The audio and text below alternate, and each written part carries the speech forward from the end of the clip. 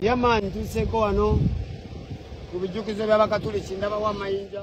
King Saha afudde essanyu watuuseko ku bijjukizo by'abakatoliki esaidi eno ate nga omuyimbi Pallaso surprisinze daddy we ekimuli ku mazaalibwa ge esaidi eno amukyayidde munnange mu maka ewakaawe oba munnange mu maka ga taata we esaidi eno. Bampita Jaminati era nga nsinziza ku Jaminati gi ngenda kubeera nga ntandika n'akatambi wali aka King Saha ate Masa Wonjije ne mwana mulenzi munnange ate Pallaso. Kakati nno olunaku olwaleero munnange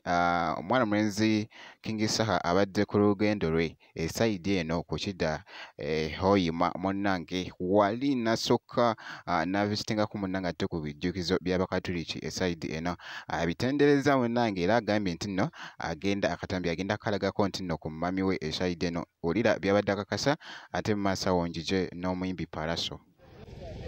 Yaman tuseko wano kubijukizo by'abakatoliki ndaba wa mayinja kuliko Eva Maria Kalangwa Bazeke Tawuli ngenda biwereza mama wange Yosefu Mukasa bali ku ddembe bino mama jabyagala bino mama ntuseko wano ku luguudo luva ekyengojo ngodda Hoima waliwo ebijjukizo biibyo. Yaman mama wange agenda kusanyuka nnyo bazeketa tambikuwereze bwe kityo nno munnange ate bwe kitambudde mu katambi ako era nga bwe nti munnange ate we mukyekinzeeko omwana mulenzi munnange ate King Saha kati kankugyeko ate nkutegeezeko nti nno Pallaso leero gabadde mazaalibwa ga daddy we munnange esaidi eno era nga agenzeyoko wali munnange abadde seeti n'emikwano gye ne bagenda munnange ate ne bamuvisitingako wali omwana mulenzi munnange ate nasurprisinga daddy we munnange ekimuli wali ate n'amwagaliza munnange amazaalibwa amalungi bwe kityo era nga bw'olaba mu katambi.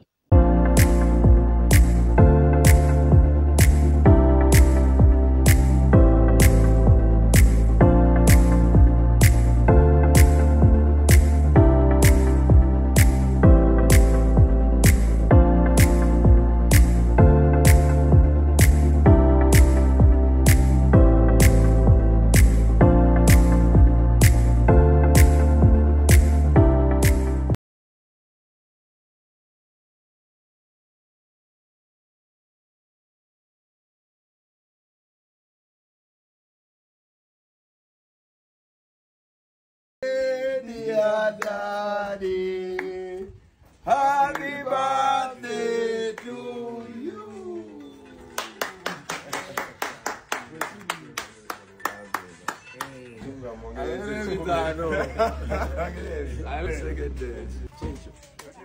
Bwe kityo nno munnange ate bwe kitambudde era nga bw'owulidde Pallaso wali wonna happy birthday Pambi ate ku daddy wa Pallaso ate n'abalala nga leero gabadde mazaalibwa go ate Jaminati gi ate tukwagaliza wano ate happy birthday ennungi wali wonna kibeere nga kitambulira ddala bulungi nnyo. Ngenda kukusaba video gimpe like wobeera nga tonnaba kusubscribinga nakyo okikolere ddala. Ngenda kubeera nga nkomawo ate mu maaso eyo ne updates endala katono nnyo